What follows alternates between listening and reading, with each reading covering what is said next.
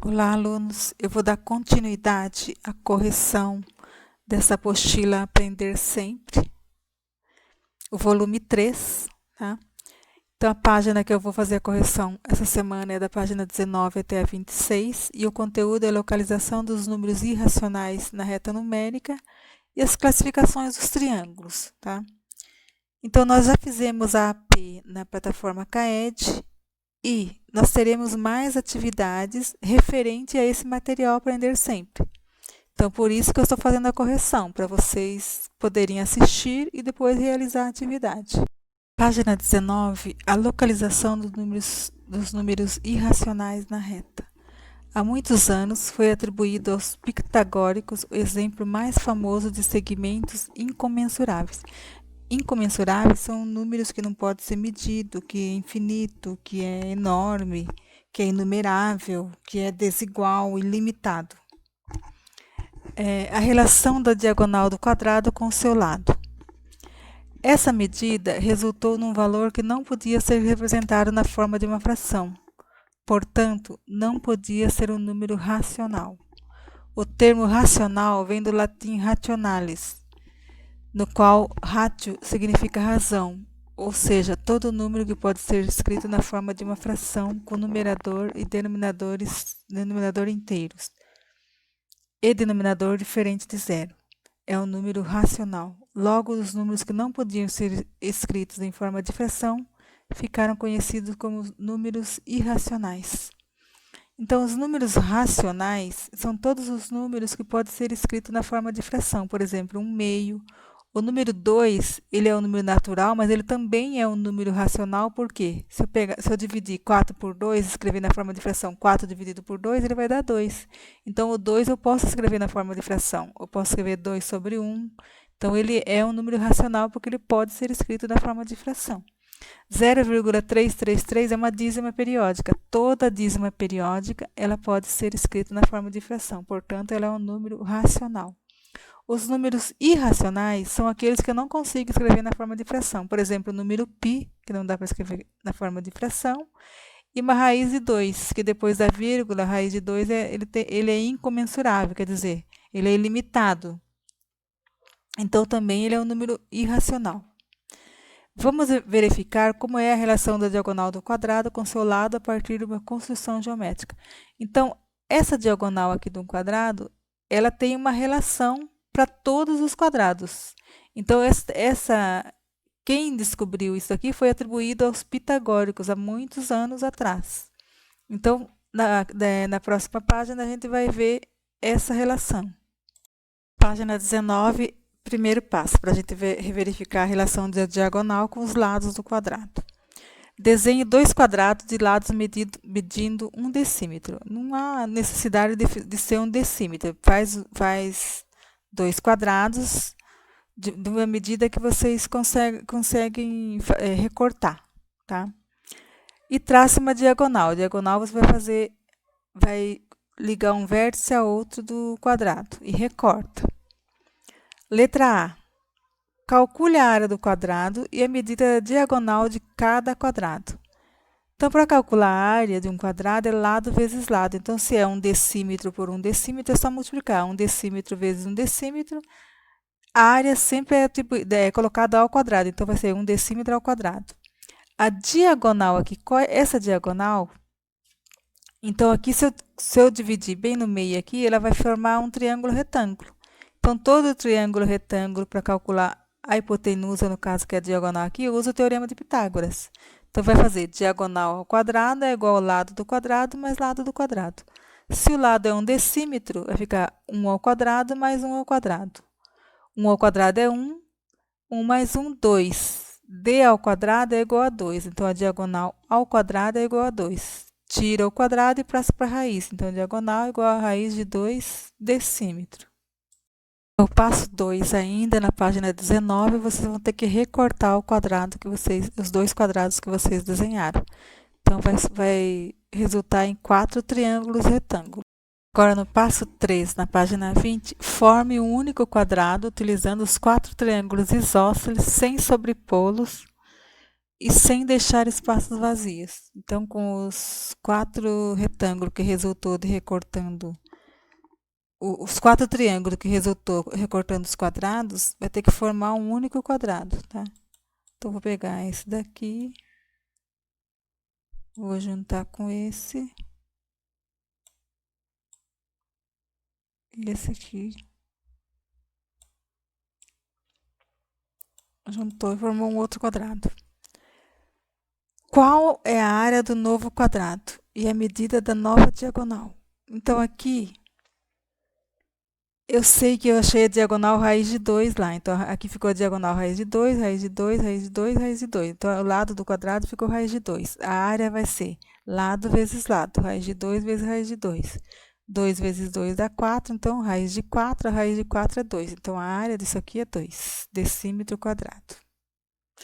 E a diagonal, se aqui é o lado do quadrado antigo, que era 1 decímetro por 1 decímetro, vai ser 2 decímetros. Página 20. Os números irracionais podem ser representados na reta numérica por meio de construções geométricas. Então, a gente vai fazer a construção geométrica para representar um número irracional. Então, primeiro a gente vai desenhar um quadrado, começando por 0. Então, do 0 até 1. Aqui vai dar desenha um quadrado. Em seguida, com a ponta seca do compasso no ponto 0, então vai colocar a ponta seca do compasso aqui no 0. E a abertura aqui vem na diagonal, na medida da diagonal, e coloca a abertura aqui. Então, se você pegar o compasso, a abertura do compasso, e eu sei que aqui é 1 por 1, esse quadrado. Então, essa medida aqui vai ser um número irracional, porque toda diagonal de um quadrado vai dar irracional. Então, se eu quero representar essa diagonal na reta numérica, então ele vai ficar a abertura do compasso, você vem e faz assim. Então, eu sei que essa medida aqui é um número irracional. Então, qual é o valor do ponto encontrado sobre a reta numérica? Então, aqui é 1 por 1, 1 ao quadrado mais 1 ao quadrado, vai dar 1 mais 1 vai dar 2, raiz de 2. Então, essa medida aqui é raiz de 2.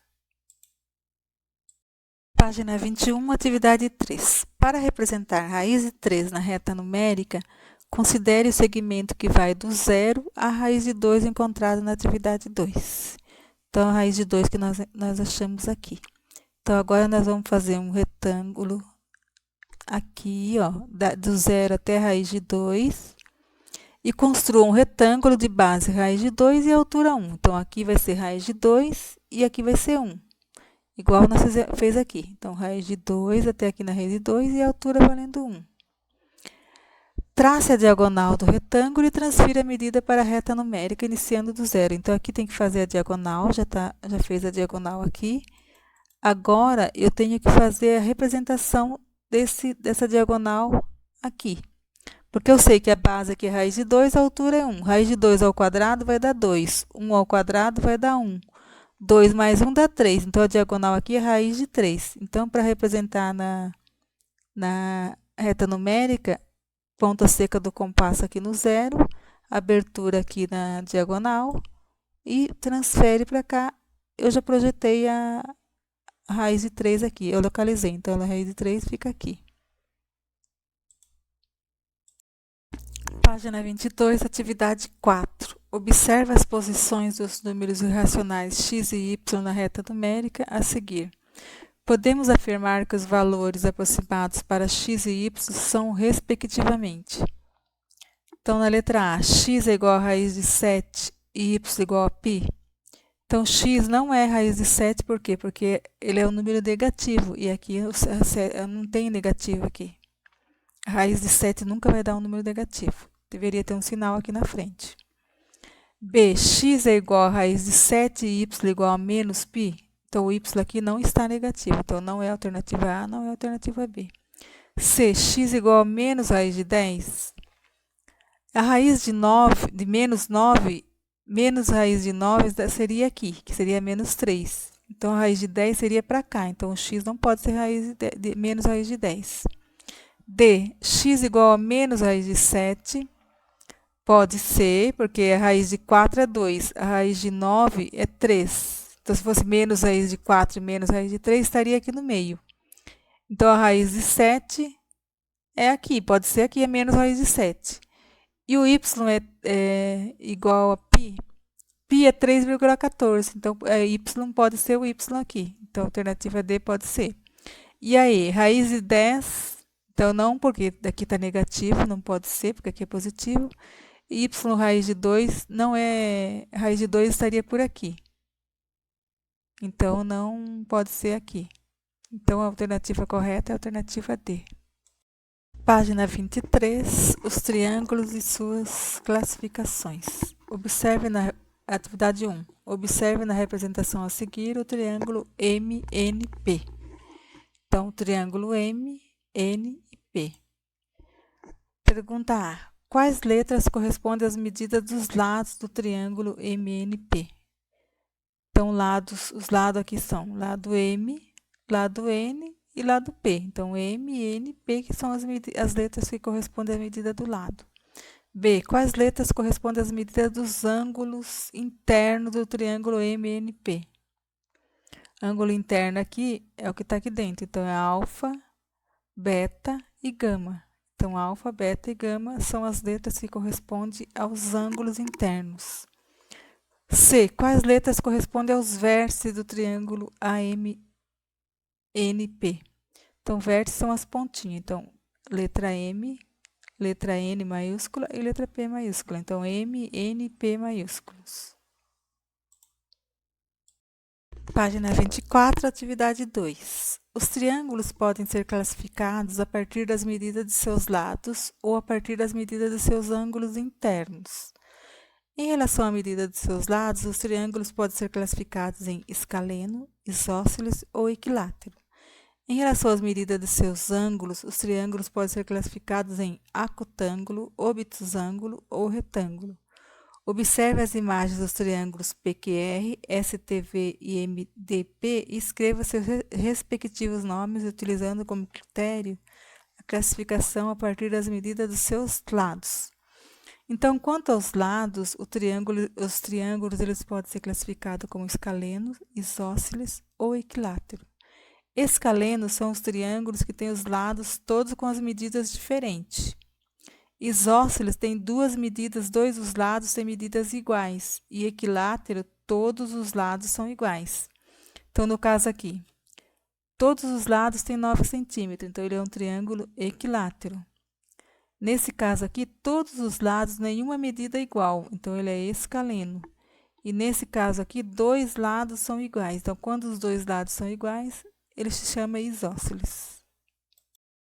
Página 24, atividade 3. Desenhe com auxílio de uma régua os triângulos especificados no quadro e registre em seguida suas respectivas características. Se preferir, faça uma colagem utilizando palitos de fósforo, palitos de dente, canudinho, barbante ou qualquer outro material adequado para esse trabalho. Então, vocês vão ter que desenhar um triângulo escaleno. Então, o triângulo escaleno é aquele triângulo que todas as medidas de todos os lados são diferentes, são distintas. Triângulo equilátero, quando as medidas de todos os lados são iguais. E o triângulo isósceles tem duas medidas iguais e uma diferente. Página 25, atividade 4. Com o auxílio de uma régua, construa um ângulo agudo, um ângulo reto e um ângulo obtuso nos transferidores 1, 2 e 3. Então, aqui no primeiro vai ter que desenhar um ângulo agudo. O que é um ângulo agudo? Um ângulo agudo é o ângulo que tem uma abertura menor do que 90 graus. Então, aqui é um ângulo agudo. Aqui vai desenhar um ângulo reto. Ângulo reto é o ângulo que tem uma abertura de 90 graus, exatamente 90 graus. E o ângulo obtuso, ele tem uma abertura maior do que 90 graus. Então, aqui é o ângulo agudo, menor do que 90.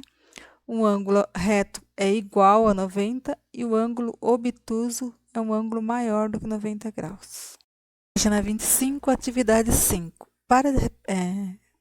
Quais são as características dos triângulos acutângulo, retângulo e obtusângulo? Então, aqui, triângulo obtusângulo é aquele triângulo que possui um ângulo com medida maior do que 90 graus. O triângulo acutângulo são todos os triângulos que possuem medidas menor do que 90 graus. E o triângulo retângulo é aquele triângulo que tem um ângulo reto. Então, aqui, as características do triângulo acutângulo, retângulo e obtusângulo é a classificação dos triângulos quanto aos ângulos. Página 26, atividade 6. Observe os itens 1, 2 e 3. Então, no item 1, observe o triângulo HJK. Qual o nome dado a esse triângulo, admitindo como classificação a medida de seus lados? Então, aqui tem um triângulo que tem um lado 20, um lado 20 e um lado 14. Então, tem dois lados iguais. Então, o triângulo que tem dois lados iguais, ele se chama isósceles, alternativa C. No item 2, admita o triângulo LMN, admita que LM é igual a 8 centímetros, MN igual a 9 centímetros e LN igual a 7 centímetros. A partir das informações apresentadas, pode-se inferir que, com base nas medidas de seus lados, LMN é um triângulo. Então, aqui tem um lado que mede 8, outro 9 e outro 7. Nenhum lado igual. Então, quando não tem medidas iguais, então ele é um triângulo escaleno. Página 16, no item 3. Observe o polígono FGH a seguir. Esse polígono é um triângulo retângulo por quê? Então, o triângulo, a classificação de um triângulo, ele é retângulo porque um dos ângulos mede 90 graus, tá? Então, é a alternativa D. Possui um ângulo com medida de 90 graus.